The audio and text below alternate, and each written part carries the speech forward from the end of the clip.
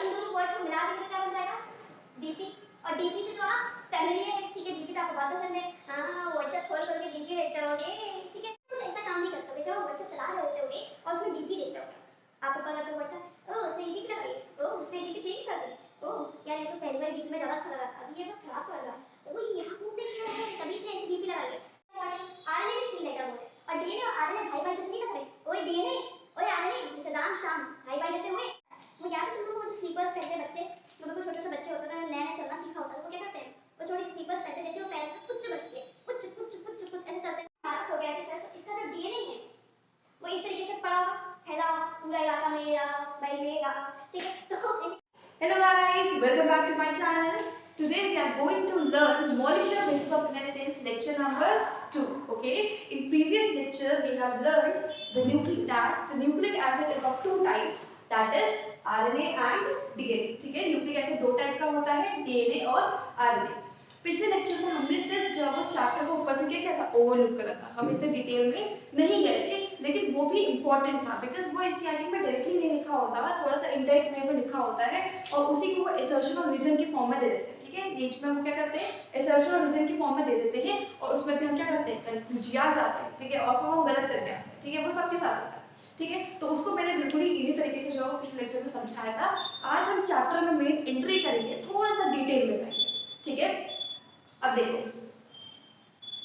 Late me read it first. So इस पूरे chapter में हम सिर्फ इन तीन चीजों के बारे में पढ़ेंगे, इसके बारे में पढ़ेंगे, सिर्फ इन तीन चीजों के बारे में पढ़ेंगे और इन तीन चीजों को हमें क्या करना है, डिटेल में पढ़ना है। क्या पढ़ना है कि कैसे जो है डीएनए से क्या बनता है, आरएनए बनता है और कैसे जो है आरएनए से प्रोटीन बनता है। लेकिन कुछ बच्चे होते हैं जो इसमें भी जो क्या होता है, कंफ्यूज होते हैं, कैसे जो क्या है, हम पहले डीएनए लिखें फिर पहले आरएनए रखें, डीएनए से आरएनए बनता है कि आरएनए से डीएनए बनता है, आरएनए से प्रोटीन बनता है कि प्रोटीन से आरएनए बनता है, इसमें भी थोड़ा सा कंफ्यूज हो जाते हैं। ठीक है, कि क्या कैसे बनता है, तो इसको भी याद करने का बहुत ही आसान सा तरीका है, डीएनए का डी और प्रोटीन का पी, ये याद रखो। अब इन दोनों वर्ड्स को मिला देंगे तो क्या बन जाएगा, डीपी।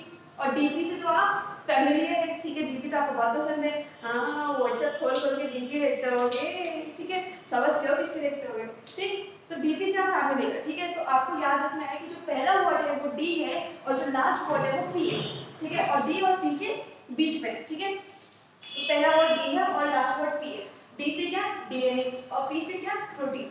लेकिन आप कुछ ऐसा काम नहीं करते होगे, जब आप व्हाट्सएप चला रहे होते होगे और उसमें डीपी देख रहे होगे, आप ऊपर करते हो व्हाट्सएप, ओह उसने डीपी लगाई है, ओह उसने डीपी चेंज कर दी, ओह यार ये तो पहली बार डीपी में ज्यादा अच्छा लगा था, अभी ये बहुत खराब सा लग रहा है, ओह ये यहाँ घूमने क्यों है, तभी इसने ऐसी डीपी लगाई है।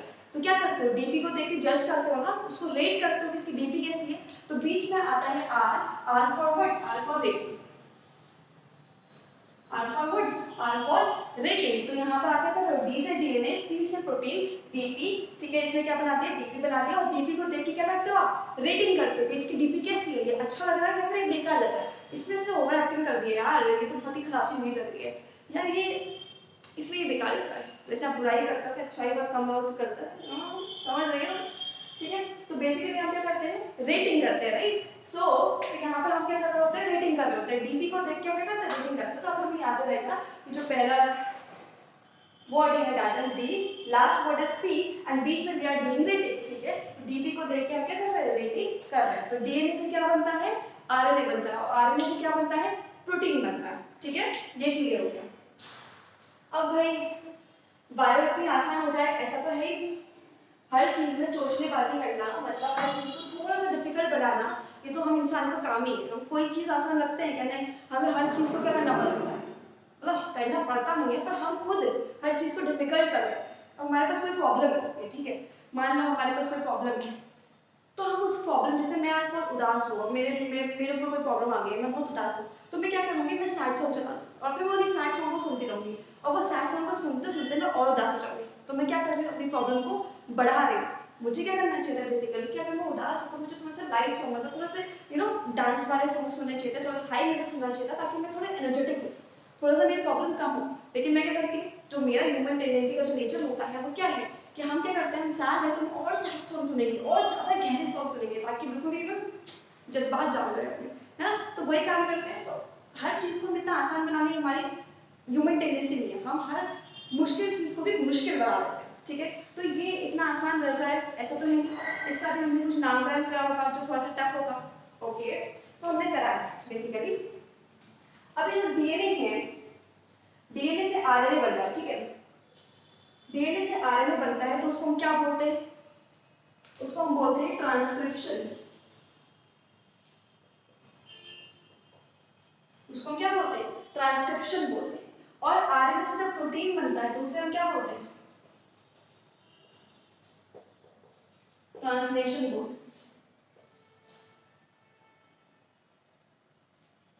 अब करी ना इन्होंने बेवकूफी वाली बात, ये सब इतना नहीं बोल सकते थे कि भाई डीएनए से आरएनए बनाना और आरएनए से प्रोटीन बनाना।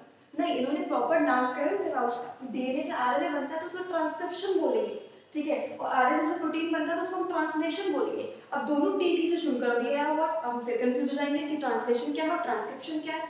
हो जाएंगे ना, हमारी तो आदत है कंफ्यूज होना, ठीक है। तो इसके लिए कुछ है मेरे पास, देखो डीएनए से आरएनए बन रहा है, उसे हम ट्रांसक्रिप्शन बोलते हैं, ठीक है।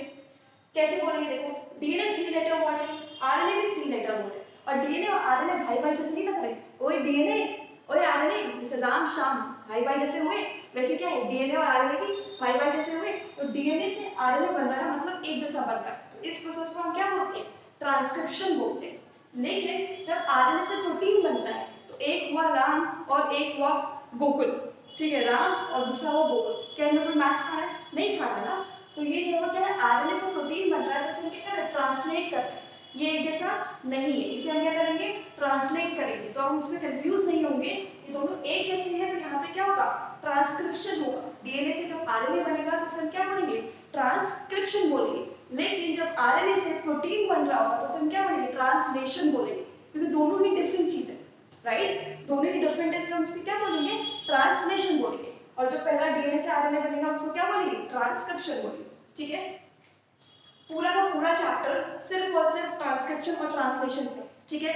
इसी को डिटेल में और पढ़ाया गया। तो ये जो है आपका क्या है? बेसिक है, ये जो है पता होना चाहिए। और मेजर चीज होती है, ये तो याद रहता है। देखो डीएनए से आरएनए बन रहा है, आरएनए से प्रोटीन बन रहा है, सबको पता है, इसमें कोई नई चीज नहीं है। कुछ बच्चे कंफ्यूज हो जाते हैं कि ट्रांसक्रिप्शन डीएनए से आरएनए को बनता है तब बोलते हैं, या फिर आरएनए से प्रोटीन बनता है तब बोलते हैं, ठीक है। इस चीज में थोड़ा बहुत कंफ्यूज हो जाते हैं, तो उसके लिए ध्यान रखना है कि डीएनए और आरएनए एक जैसे हैं। तो यहाँ पर क्या होगा? यहाँ पर कोई भी चीज ट्रांसलेट नहीं हो रही है, दोनों एक जैसे ही हैं। जैसे हम हिंदी से इंग्लिश में ट्रांसलेट करते हैं, तो हिंदी अलग इंग्लिश अलग है, तब तो ट्रांसलेट करते हैं, ठीक है। तो यहाँ पर दोनों एक जैसी चीज है, तो यहाँ पर कोई भी चीज ट्रांसलेट नहीं करेंगे, तो यहाँ पर क्या होगा? ट्रांसक्रिप्शन ही हो रहा होगा। और ये जो आरएनए और प्रोटीन है दोनों ही डिफरेंट चीज है, तो यहाँ पर हम कुछ ना कुछ क्या करेंगे? ट्रांसलेट करेंगे, तो ये वाला क्या होगा? ट्रांसलेशन होगा, ठीक है। ये ध्यान में रखना है। और उसके बाद चैप्टर इतना टफ भी नहीं, इजी है। ओके, अब आपने दो टाइप के सेल्स तो पढ़े होंगे, ठीक है। दो टाइप के सेल्स पढ़े होंगे। कौन कौन से टाइप के सेल्स पढ़े होंगे? एक आपने पढ़ा होगा प्रोकैरियोटिक सेल, और एक आपने पढ़ा होगा यूकैरियोटिक सेल, है ना। ये तो 8th क्लास में पढ़ा देते हैं यार कि प्रोकैरियोटिक और यूकैरियोटिक सेल क्या होता है, ठीक है। ये इजी लगता है, ओके। अगर बायो ही है तो इतना तो पता होगा कि प्रोकैरियोटिक सेल और यूकैरियोटिक सेल क्या होता है।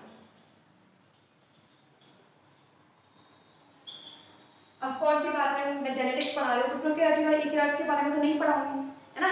तो ये मैंने क्यों बताया कि प्रोकैरियोटिक सेल और यूकैरियोटिक सेल क्या होता है, मतलब इन दोनों को मैंने क्यों बताया।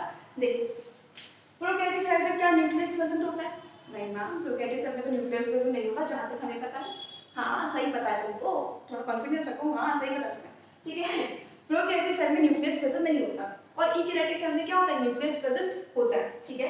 तो ये है हमारा प्रोकैरियोटिक सेल। तो इसका जो डीएनए है वो इस तरीके से पड़ा होगा, फैला होगा पूरा इलाका मेरा भाई मेरा, ठीक है। तो बेसिकली क्या होता है कि जब घर पे कोई नहीं हो तो हम पूरे सोफे में फैल के लेटे होते हैं, या फिर अगर हमारा अलग से सेपरेट रूम होता है तो पूरे बेड में हम क्या करते हैं? फैल के सोते हैं। लेकिन वहीं पर अगर भाई बहन को साथ में रहना पड़ता है तो अपनी अपनी जगह लेके सोते हैं, राइट। डबल बेड है तो उसका एक पार्ट तेरा और एक पार्ट मेरा वाला हिसाब हो जाता है। लेकिन अगर कोई भाई बहन नहीं है, अकेले सो रहे हो तो पूरा फैल के सोते हो ना, सेम ही।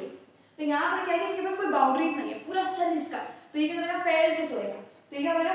न्यूक्लियस जो है बेसिकली इसमें न्यूक्लियस प्रेजेंट नहीं होता, तो डीएनए पूरा स्पेस लेके जो है फैला होता है, ठीक है। अब ये डीएनए से क्या बनता है? इस डीएनए से बनता है आरएनए, बन गया, ठीक है। इस डीएनए से क्या बनता है? आरएनए बनता है। तो हमने इस डीएनए से बनाया आरएनए। ठीक है। अब ये आरएनए फर्दर क्या करेगा, प्रोटीन बनाएगा, फर्दर क्या करेगा, प्रोटीन बनाएगा। जो बात हमने पढ़ी थी अभी तक, ये है आपका डीएनए और ये है आपका आरएनए, ठीक है। अब ये डीएनए से आरएनए बनाएगा, अपना काम तो करेगा ना ये जो डीएनए है, ये डीएनए प्रोकैरियोटिक सेल के अंदर साइटोप्लाज्म में ही क्या करेगा, डीएनए से क्या बनाएगा, आरएनए बनाएगा, और आरएनए से क्या बनेगा, प्रोटीन बनाएगा, जो हमने भी पढ़ा, ठीक है। इसमें मेजर बात नोट करने की ये है कि ये सारा काम किसमें हो रहा होगा, ये सारा का सारा काम, मैंने इतने मार्कर रख रखे तो मैं यूज सिर्फ ब्लू और ब्लैक करती हूँ, तो देख लो तुम लोग, मेरी अलग ही लेवल के ओके।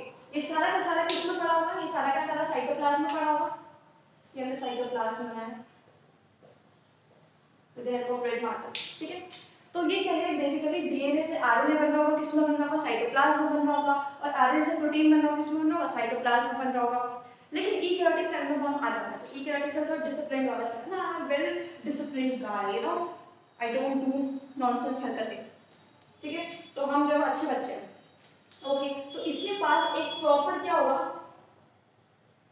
न्यूक्लियस होगा, क्या होगा, एक प्रॉपर न्यूक्लियस होगा यूकैरियोटिक सेल के पास। तो इसके अंदर क्या बन रहा होगा, डीएनए बन रहा होगा, हाँ भाई मेरे अंदर डीएनए बन रहा है, ये हमने बना दिया डीएनए। अब ये डीएनए क्या करेगा, ये डीएनए बनाएगा आरएनए, तो ये डीएनए से क्या बनेगा, ये डीएनए से आरएनए बनेगा, ठीक है। तो ये सारा काम किसके अंदर होगा, डीएनए से आरएनए बनने का काम, क्या बोलते हैं डीएनए से आरएनए बनने को, ट्रांसक्रिप्शन।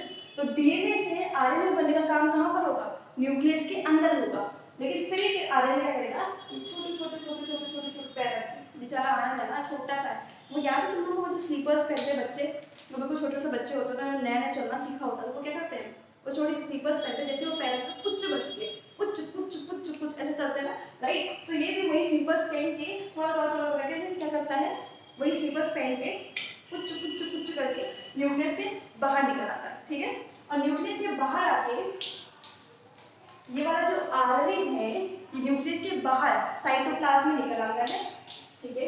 यहाँ भी मैं साइटोप्लाज्म बना लेती हूँ, ओके। ये क्या करता है, साइटोप्लाज्म में निकल आता है, और फिर ये क्या कर रहा होता है, ये आरएनए फिर जब साइटोप्लाज्म में क्या बना रहा होता है, आरएनए से प्रोटीन जो है वो साइटोप्लाज्म में बन रहा होता है, जिसे हम क्या बोलते हैं, क्या बोलते हैं, ट्रांसलेशन बोलते हैं, ठीक है।